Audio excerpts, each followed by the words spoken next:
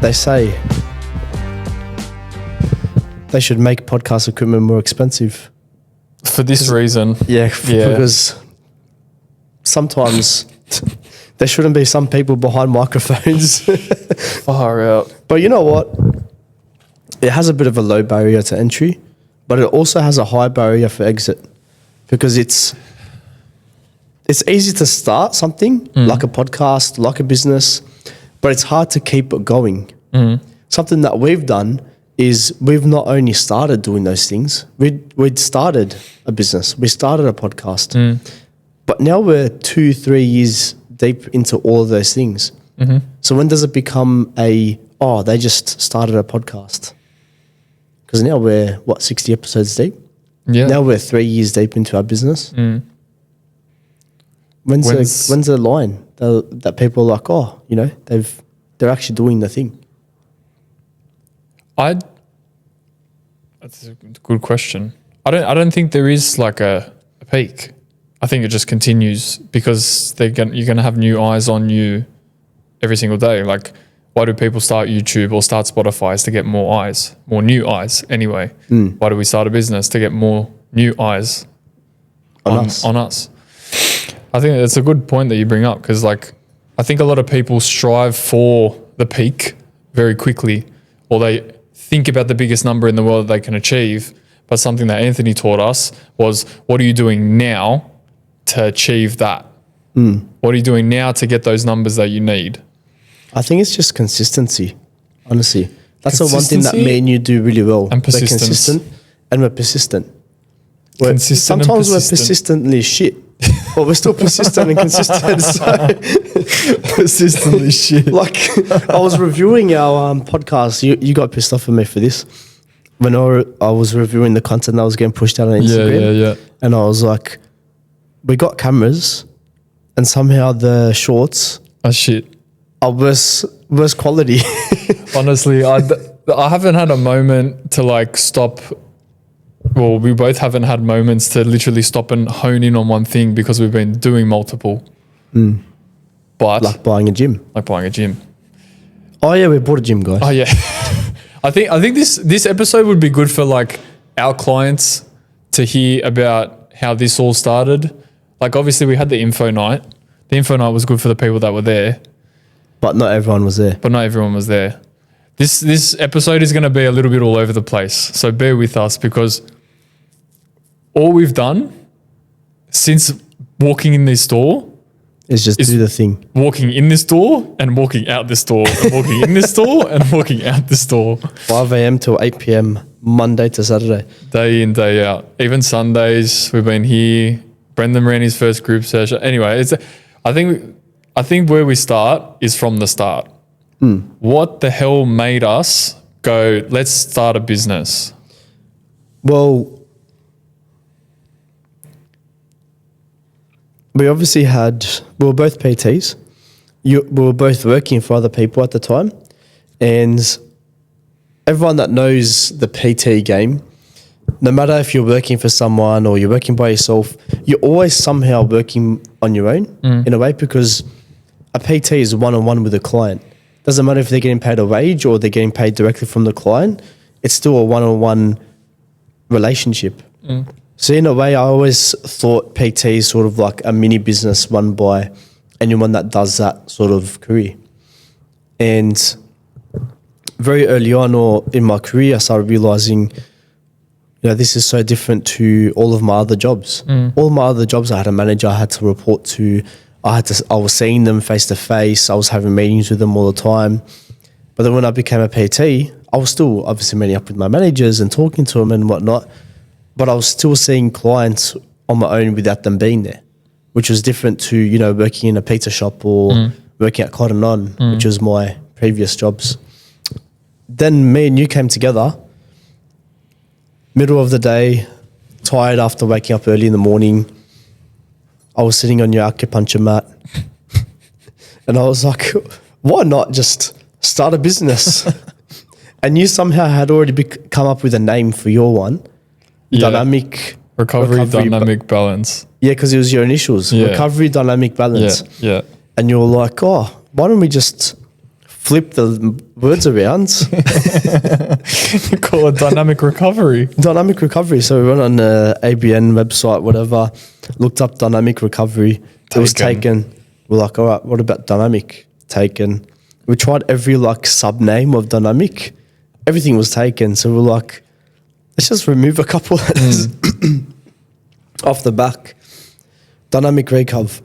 Then it was born. And we started off selling bands, and it was recovery-based equipment, actually. That's why we called it dynamic recovery. Because it was recovery-based equipment. Yeah. Because we were selling massage guns, we were selling peanut balls. Yep.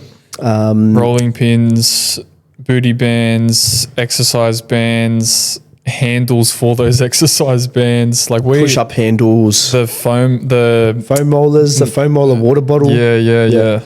We created a Shopify site.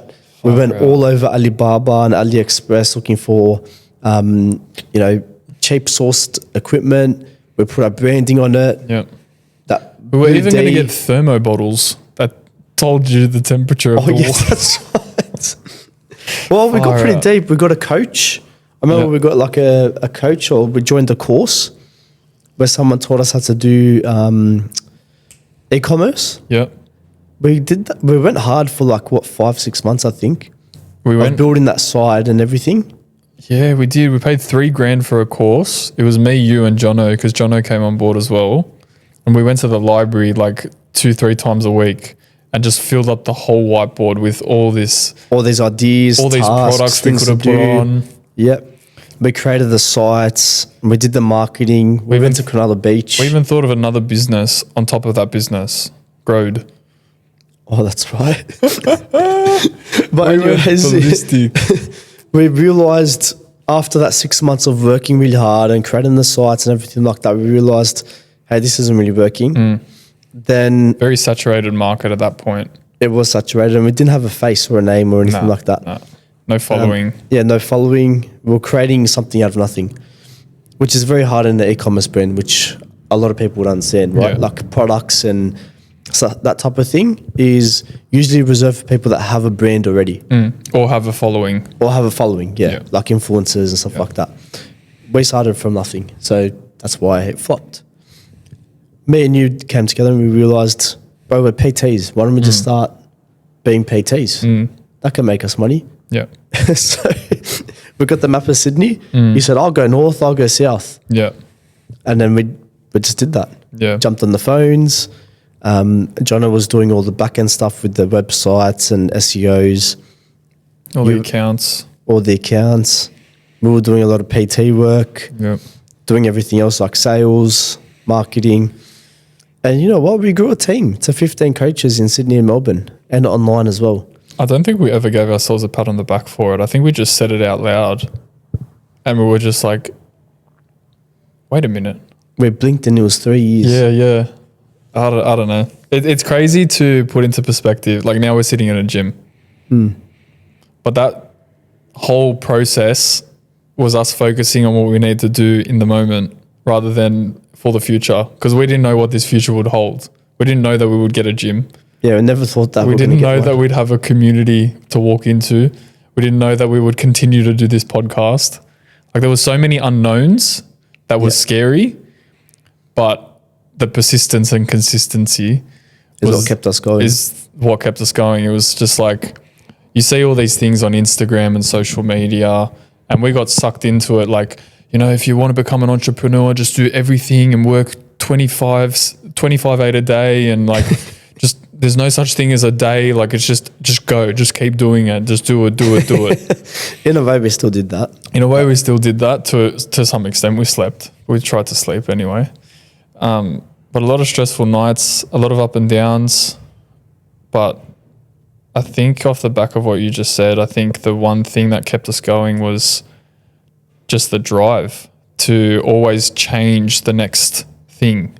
Like we did the e-commerce and then we were like, no, this isn't going to work. What's going to work? PT. Then it just kept snowballing after that. Okay, we've made the PT work. What about the podcast? Cool, let's make the podcast work. Oh, okay, the podcast is working and our calendars are aligned up. Let's push it even more. Let's get a gym. in the beginning, I feel like it was very money orientated. Yeah, well, especially with the e-commerce brand. With the e-commerce brand, that's how it started. But then going more and more into the PT world, it kind of brought back that love That for passion. love for what you do thing. Like you love what you do, you continue to do it, and it will reap rewards for you. 100%. And I think that maturity that happened over the 3 years happened because of those moments of like us being so money hungry in the beginning, and then going like, no, it's actually not about that. It's about enjoying the process, enjoying what we love, enjoying what we do, and helping people. And it came down to that. And now we have an opportunity where we get to help more than just the person that we go and visit. It's like a multitude of people. Because the one thing I didn't like about our business is it started feeling like we were just a middleman between PT and their clients. Because that's what we were. That's what we were becoming. That's exactly what we were. Because we weren't actually out there seeing these people. Whereas now, these clients that are seeing our current PTs, we get to see.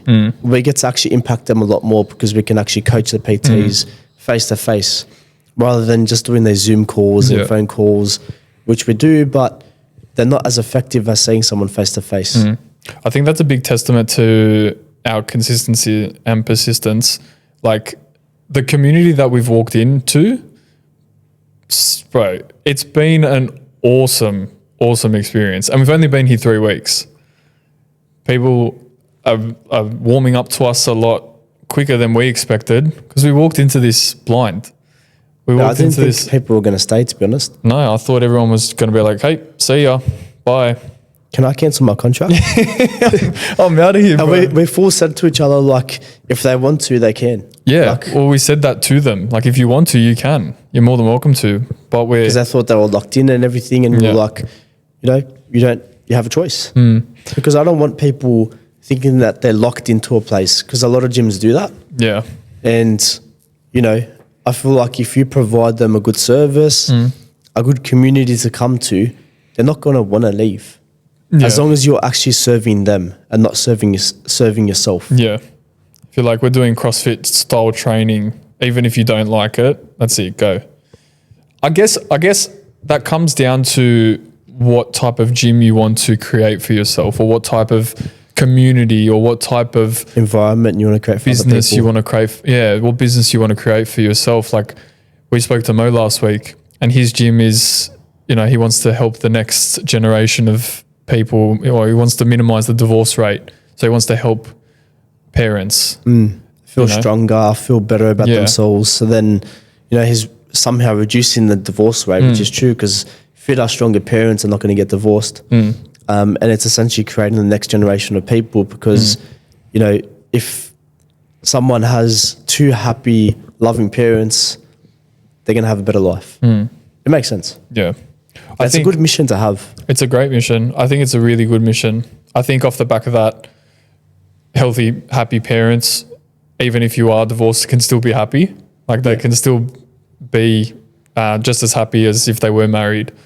I think the main mission for him is to minimize that divorce rate and get every parent that he can happy. Yeah. And I feel like it's a good mission though. It's a great mission. I think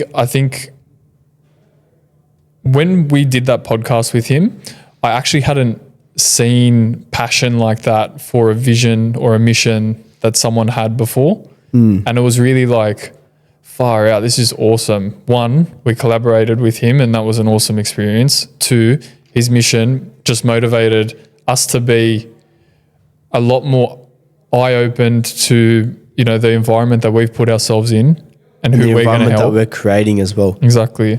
Because, I guess we haven't really solidified what our mission is for this gym. No. In a way.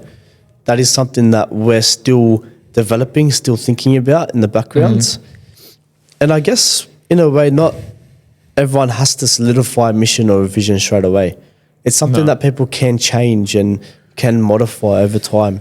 Because, we've spoken to so many business owners who have changed who they serve over time in their gyms or inside their businesses, whatever it is. Yeah. They've shifted from, a younger population of clients to older populations as they start growing and getting older themselves. Yeah. Like Mo didn't serve those people before. Yep. That was something that changed in the last year. Yeah. Actually, he said Yeah. it was